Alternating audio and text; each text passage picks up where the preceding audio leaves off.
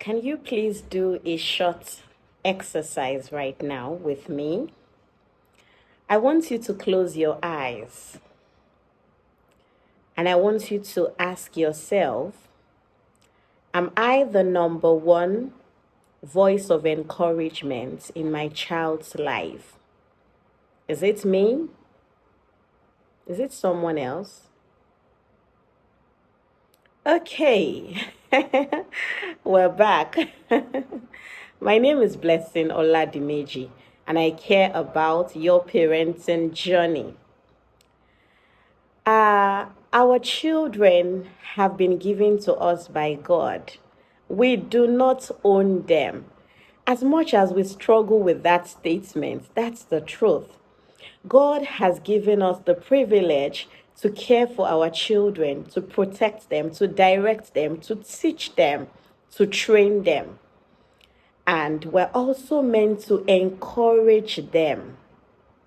But because a lot of us grew up with parents that probably had a different way of encouraging, like discouraging you or comparing or not even letting you know you're doing well, but they're telling other people that my child is doing well.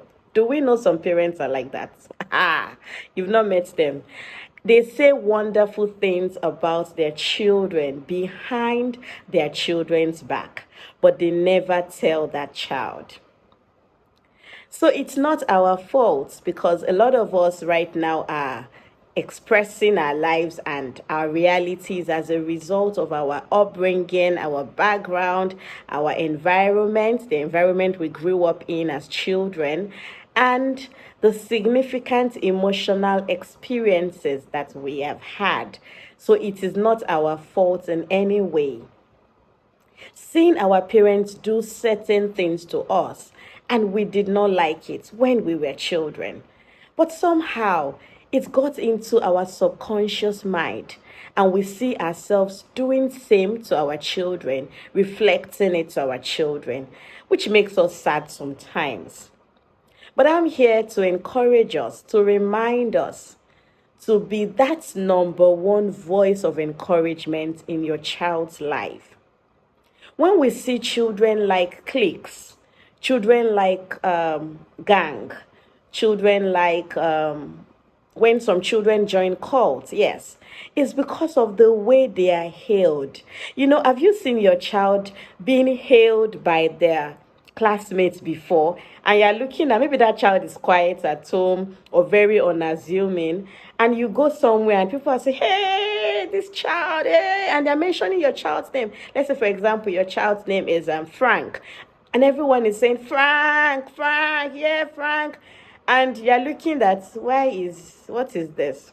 Yes, that's how our children get influenced positively or negatively, because every human being tend to move towards the people that encourage them. If I have a friend, for example, and I've noticed that most of the time when we have conversations, this friend tries to bring me down, tries to discourage me, unconsciously I will start moving back. I will just begin to withdraw. It's just the same with our children. But when we constantly encourage our children, we're going to have them come around to us. We're going to know what is going on in their lives, and they're going to trust us the more. You don't want a child that doesn't trust you. Trust me, you don't want it. So at the end of the day, it has to be us that they can share their burdens with, they share their victories with, they share their challenges with. That's why we are their parents. So let's step into that position and encourage them and do so much for them. Let them hear it. Let us say it, and they can feel it. So something happened this morning. My first prince woke up early. If I woke up before me to study, they're writing exams. So he was downstairs studying, and when I woke up, I was helping out with his younger brothers. It just occurred to me that, oh, look at the time, this guy needs to have his bath. So I told one of his brothers, go and call Mofi, let him come upstairs, it's time to have his bath. And by the time he came upstairs, guess what? He had already had his bath downstairs, and he just said, Mom, I've had my bath, because I was looking at the time. I didn't let it slide, like whatever. I was like, that's so good. Good job. That's responsibility. I'm proud of you. You were responsible. You took the right decision. You were looking at the time. And this is how we just encourage our children.